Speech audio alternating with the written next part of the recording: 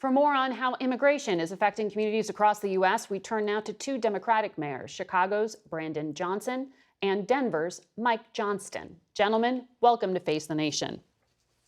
Good morning. Thank you for having us.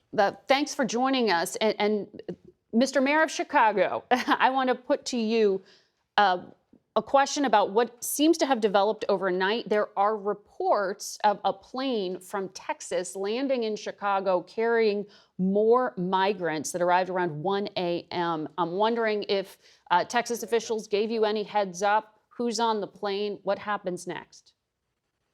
Well, what we have is clearly an international and federal crisis that local governments are being asked to subsidize, and this is unsustainable. None of our local economies are positioned to be able to carry on such a mission.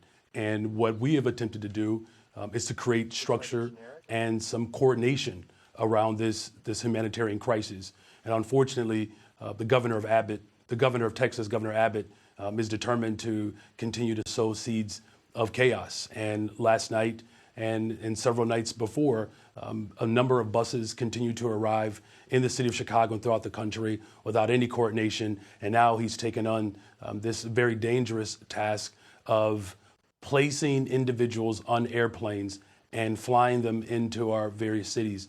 This is certainly a matter of not just of our national security, but it's the type of chaos that this governor is committed to administering. Mr. Mayor of Denver, to be clear here, I know that you have looked at New York and Chicago making decisions to restrict bus arrivals. Are you trying to take measures in your city to restrict them from even arriving in the first place? No, all we want is a system that is humanitarian for both the new folks that are arriving and for our cities and our city employees. And so we understand there will be an inflow. We have already had 35,000 migrants arrive to Denver. We've successfully helped them integrate into the country here. What we don't want is people arriving at 2 o'clock in the morning at a city and county building with women and children outside in 10-degree weather and no support. And so we want buses here to do what every other bus does, which is land at a bus station and a bus stop and hours when we can have staff there to receive them and to direct them towards services. And so we understand the flow is coming. We just want it to be coordinated and in a humanitarian way, which we think makes it effective for the city and for those newcomers. So that means things like arriving 8 to 5, Monday to Friday with notice. Right. And I understand that you haven't been able to get the state of Texas to stop sending people. But when it comes to your party's leadership, as Senator Graham said, you have asked the White House for more help. Did they respond to your public call? Yeah, we've talked to the White House, we've talked to leadership there, and we think they agree on the core needs that we see. I mean, we think this is a solvable problem. There are key priorities we need. We need federal dollars to help support our work here in the cities. We also need federal dollars for more support at the border, the ability to adjudicate asylum claims more quickly so they can be done in 90 days and not in 4 to 6 years. That makes a massive difference. If we have the resources for cities to support us, if we have, when people arrive, we actually have work authorization when they get to a place like Denver so we can put them to work, which is what they want. And we have a coordinated entry plan where it's not just the governor of Texas deciding what cities to send people to, but it's actually the way we've welcomed asylees in this country for years. When we had asylees from Afghanistan or Ukraine, we had federal support, we had coordinated entry, we had work authorization, and those efforts worked quite smoothly. America knows how to do this. We think we can do it here. Right. Those are different programs for those refugees, but I hear your point on the work authorization. Mayor Johnson of Chicago, did the White House give you what you need in your public call this week? Well, look, I think there's no secret here that we need comprehensive immigration reform. This comprehensive immigration reform would certainly transform this situation. In fact, it solves this crisis. What we have said repeatedly is that we need Congress to act to provide the resources that are needed in order to carry out this mission.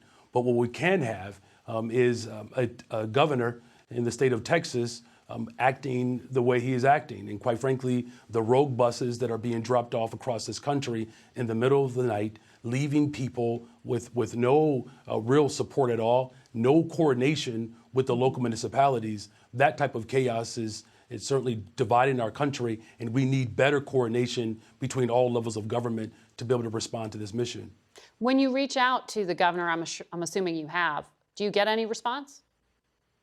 Well, we sent an entire delegation to the border to see firsthand what's happening at the border. I've actually spoken with leaders of the Mexican government. They're having the same challenges that we're having here in America. And so there has to be a real coordinated effort to be able to respond to this crisis. Again, putting people on airplanes and dropping them off in the city of Chicago and Denver and New York without any coordination, without a manifest. I don't know how many federal laws or aviation laws he could be violating, but this type of chaos is not what's needed in this moment. We need a coordinated effort between all levels of government to ensure that this humanitarian mission, that's an international crisis, is met with the type of civility and sanctity that's required. Understood. I mean, I checked the weather in both of your cities. It's 32 degrees in Chicago. It's 25 degrees in Denver. I'm guessing someone walking across from Mexico isn't outfitted for that kind of frigid arrival. Yeah, we see that's that every day. right. We have folks arrive in T-shirts and sandals. Yeah. It's I want to talk about this more, but I have to take a commercial break. So if you would both stay with us. As we do that, I'll be right back with you. Welcome back to Face the Nation. We pick up where we left off with Denver Mayor Mike Johnston and Chicago Mayor Brandon Johnson. Gentlemen, I do want to pick back up on one of the points you raised. Mr. Johnson of Denver, the White House says it takes 30 days to process work permits and temporary protected status for some of these migrants. You're saying you need people to arrive ready to work. What happens in that 30-day period? Why is that not fast enough? Yeah, we were grateful for the government's action, including the Secretary's action, to provide temporary protective status for Venezuelans who arrived before July 31st. We advocated for that. They made that change. That was a huge help. The challenge now is Venezuelans who have arrived in the last several months are not eligible for that temporary protective status. They often don't have a path to work authorization, and they may have an asylum claim that is 3 or 4 or 5 years in the waiting until that claim is heard. And so the challenge is on our city streets. We have folks that are here who, whenever I talk to migrants, I was with them yesterday, they'll just say, I only want one thing, which is the ability to work.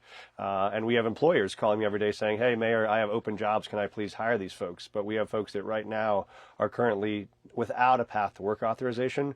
We'd love to see that path to work authorization expand for more recent arrivals the same way the Secretary helped it be possible for those who arrived before July 31st.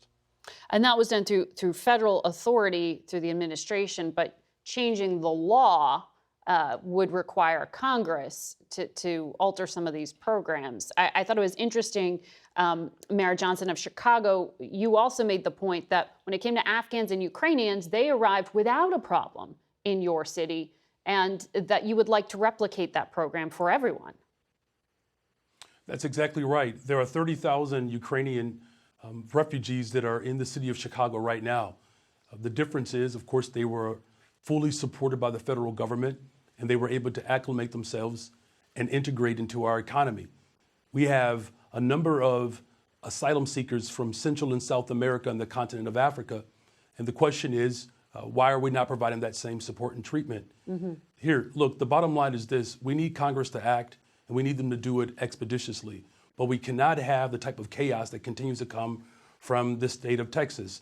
And clearly, the governor of Texas, Governor Abbott, is certainly afraid and mad, but he can't cut his own nose off, right? And so what we're simply saying, what I've done over a month ago, we provided an ordinance that would ultimately provide some structure and some coordination around when buses should arrive. Should not be dropping people off in the middle of the night, in the middle of nowhere, without the type of support that's needed.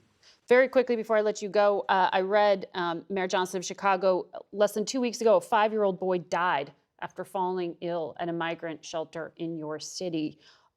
What state are people showing up in, and what is the health risk here, if any? Well, our condolences are still with the family, and we continue to pray for the family who lost their child. I'm a father of 3. This is just an unimaginable pain. But what is very clear is that not only are we providing mental health related services as well as vaccinations and health screenings and providing medical health care for these families when they arrive, the moment they get off those buses. We're not seeing that same treatment at the border. In other words, there's no health screenings, no vaccinations. That process at the border is absolutely raggedy and reckless, but we cannot have a governor who decides that he's going to cling to the vestiges of Jefferson Davis when we should be pulling to the hopes and aspirations that were left by Frederick Douglass. We have to have a coordinated response to this humanitarian crisis. We cannot allow chaos to dictate and to divide this country. Well, we will wait to hear from Governor Abbott's office in a response to that. Mr. Mayers, thank you both for joining us.